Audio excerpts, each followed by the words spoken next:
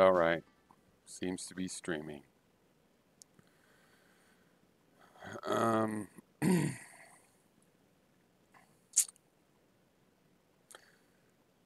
so I see YouTube, and before YouTube, just internet communication and bulletin boards and then the communal blogging and whatnot. Like a gorilla's in the mist, but not, I almost said mist. A gorilla's in the mist, but creatures in the mist, right?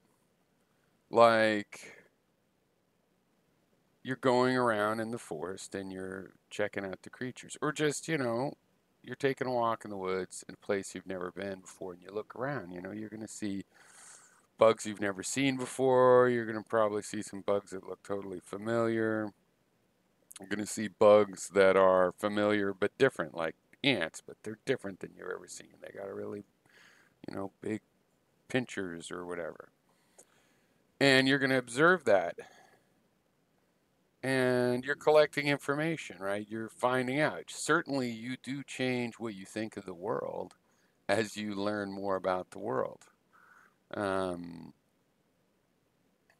I mean, I hesitate to even use a bunch of examples, of like things you'd notice. Oh, grasshoppers can be really big or whatever. Um, and to me, that's the entire point of observation. Now, we're a copycat species, right? And I'm the same. I like to, you know, mimic the facial expressions on my dog. Um, like, she does this one. Be like,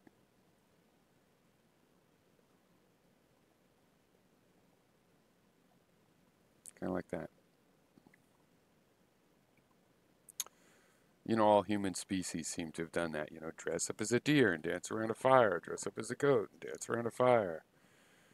Draw a goat. It's also a man on a cave wall.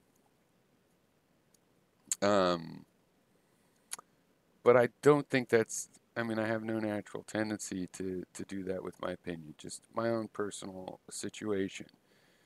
And yet, I did figure out something I'm trying to convince people of. Because people go on and on about who won a debate, and it always happens to be the people they agree with. And both sides will say it. It's like, look, you got to judge your own uh, ideas based on criteria that you have to justify to yourself and so on. I think it's pretty clear what I believe, you know, without trying to like convince you. I think people have still figured out, what I believe on various subjects. The thing is, it's not condescending to think like I'm observing everybody else because they're creatures in the mist, and I'm looking at their little relationships and how they go around, and you see an animal go by and it scratches or whatever.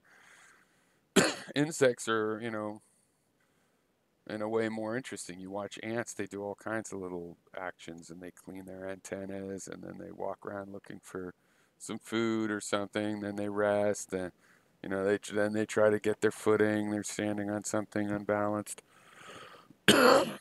And they go through all this series of behaviors. They're not convincing, they're educational. It's not condescending to see you guys that way because I'm one of these creatures. As a matter of fact, I think sometimes I wonder if that's the problem because I see myself as like a harmless creature walking through the forest, and you're also some sort of an animal anthropologist studying or watching or observing or just taking a stroll among all the creatures and the flora. Uh, and I think I'm just like something you see that looks totally harmless, like, I don't know, some sort of a muskrat that's just wandering along. It doesn't seem like. That's how I feel. But people act more like I'm a friendly bear and I'm walking around, and uh, though I think I'm acting friendly, they're like, well, you look threatening to me, and it has something to do with being a bear. They're like, you look vicious. And I'm like, you could see I'm not vicious. You watched me behave for hours now or years, and so I'm not vicious. And they act like the whole thing that there's an ulterior in between the lines thing to read. Yeah, of course there is. I mean, I'm a person. If you wrote my biography and it was a good, well written biography, there'd be all these layers of things that I wanted between. The only one really that's conscious, I'm sure I've said it before, because it's the whole thing that was originally behind relativistic skepticism, is like a field book of basic foundational philosophy, like the part that's here's a hammer and here's a nail. Here's how you hammer wood together. I'm not telling you what to build. You can build a chair as an example, but don't have to build it this way. Or you can build things that haven't been invented before, or build a desk, or you can build, this foundational philosophy just to convince people how to think better and sort of think things through better. And really, that automatically works. Whenever there's been a matter of a battle, I've either demolished the other person in the battle and had to deal with the guilt of that, or more often, like with, I think his name was Skeptical Heretic and Big Lundy and various people, they ran off before it even began.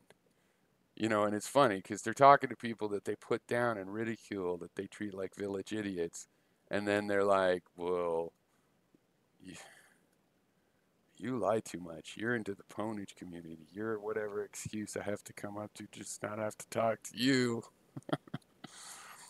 And for people that would interpret that as like, oh, they wouldn't talk to you. Geez, people won't talk to you. It's like, I just find it odd that people interpret events like that. I see it as, of course, people don't always get along, and some people that have a shtick where they want to goof on a village idiot don't want to take up a real argument with somebody that is, the Musashi of uh, live debate, too well educated at it to do himself any good. It's sad. And yet it automatically works when I try to make people think better. And again, I don't have to convince them of shit. If they are able to stand up against my questions, my and I want to say like pressure, but I'm thinking like a mold, like wax comes in and it feels like a pressure and it comes off and your imprints on it, and then I can make a little duplicate of your argument and show you, look, that's your argument. And you have to go, I don't like the looks of that, or defend it. That makes you a better thinker. I guarantee. And it's designed to do that. That's the whole point. There is a structural, iterative, conversational methodology in human logic. When a person goes through the natural sequence of thoughts that an individual is able to have and meshes it with the other people, so it's a quilt of many ideas partaking in this kind of a logical structure that seems to be partially built into the brain and very configurable, then you're just going to, like doing push ups, you're going to get stronger muscles. You are going to change some of your ideas. Some of your ideas are like trying to have a fight from an unbalanced stance. But I like that stance. You can keep liking that stance. And there's always goofy foot. There's people that have been greats and they took that, it's like a forward swept wing airplane. I have a little toy of one like this. They tried to build these a couple times. The Russians built one. We built one. It can climb really steep and stuff. Doesn't fly very aerodynamically. It's the kind of thing that, hey, you got computers. You could keep it steady. But because of the fact that it's so turbulent, you can climb at a really steep angle and do, other things aerodynamically with it by the fact that it's, wrong. So nothing's off limits. But over time, if you have a good, what do they call that, sparring partner, then especially of a certain kind, then you'll learn certain, physics of your balance and whatnot. And you won't have to change, and you certainly aren't adopting their strategies. Quite the opposite. You're and that's not the only person you spar with. You're making your stances, your approach more general purpose the more widely you do that sparring. So it automatically works, except for in the case of in Mendham. He somehow has the opposite effect, and it declines into a scientific theory, which I love. Personal scientific interpretation, scientific theories. There's so much room to do that. But choosing one where hundreds of years of science has to contain a hidden, highly orchestrated conspiracy, even if it was accidental, it's impossible to believe, and it is a failure for me. I mean, um,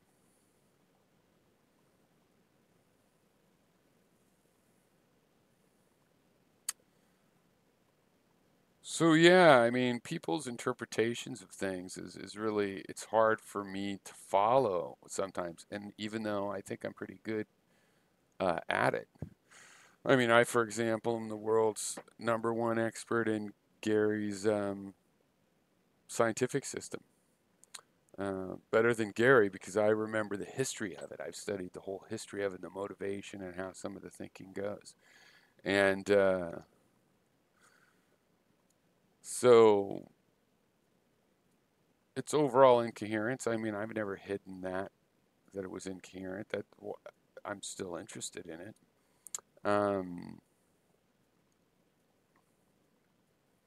It's just sad that it's totally an exercise in this. Like with that math, here's an example where I was having that feeling, and I'm like, this is what I don't want to deteriorate to. I think that I could contribute something to math on the order of a weird fractals or something. And playing with that one math program that I was showing you guys, I really, I had a moment where I'm like, oh my God, I could discover some sort of new mathematical fractal type set and, moment of Nobel laureates and all of that. And like, it was like a half second or a second just from me thinking of what it was really like. A better way to describe it is like, oh my God, I'm about to make a discovery. And then there's this idea of what if it was a real discovery, you know? And it was good. And I like having that kind of feeling while doing it. On the other hand, I don't want it. If I'm afraid I would hook a star to, oh, it's got to be, I've got to be appreciated for this. And it doesn't really matter. I enjoy thinking this stuff through.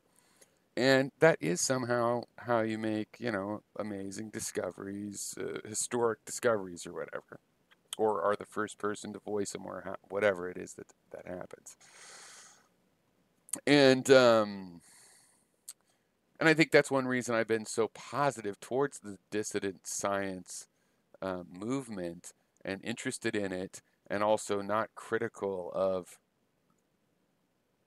that somebody's into it in the past, except for Gary. And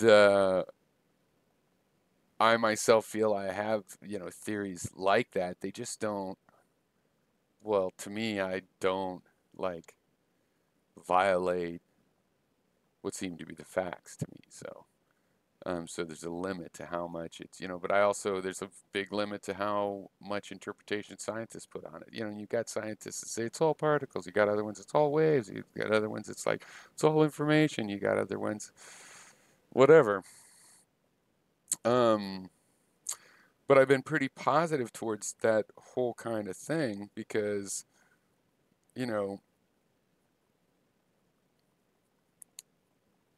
it's interesting. That's basically it. It's interesting. And as far as people having their ideas, my attitude is always like, well, hey, here's some analysis tools where you can analyze those ideas. And then also, I mean, I don't mean to be patronizing, but I think most systems, the more you make them logically coherent with themselves and stuff, and there's a mathematics. It doesn't have to be a written formal mathematics, but there's like somebody could write that. There's a symmetry or whatever, a good system where things of how things relate one to the other. That generally those tend to be useful in what becomes to be understood as like what you think of now as materialistic physics, practical stuff or whatever, if as it becomes considered that way. Like the conic sections, that's what I meant about the conic sections. I mean, here you have the conic sections, all the shapes of possible orbits. So that's weird. That's not why they were studying them. They just thought it looked cool. So anyway, I think that's the basic gist of things. And if anybody wants to deny that I'm the best arguer of actual ideas on the YouTubes, then they can come try to have an argument with me. Because over the years, a lot of people have run away, and especially people who had some ability or / concern of building an audience. And I'm talking about, okay, we'll talk about this, and then coming up with an excuse about why they couldn't do it. And I've never lacked the people to talk to. I mean, I prefer to talk to people that don't have a high audience, but most of those are not so brave either. So I really respect all the people that have been brave enough to talk to me directly.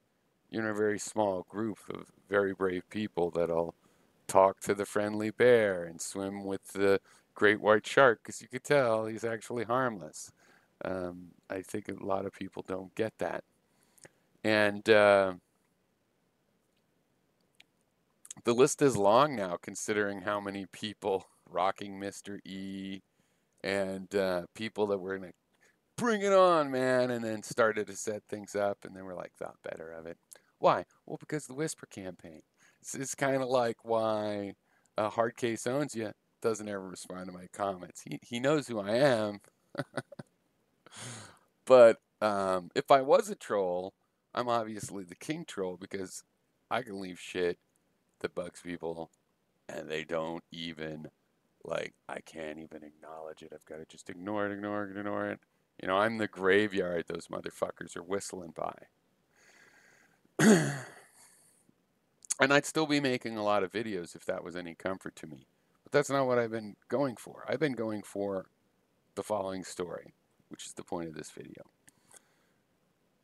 Though there's very few times anybody says anything convincing, one reason I know that I'm open to it is because I have had a handful, I've said them before, Mel's Basket Case, a couple different things where, and more than that, but a few that I've committed to memory, and one I couldn't forget. And so the main one I couldn't forget I want to finish with because it's kind of scientific, but really it's just mathematical.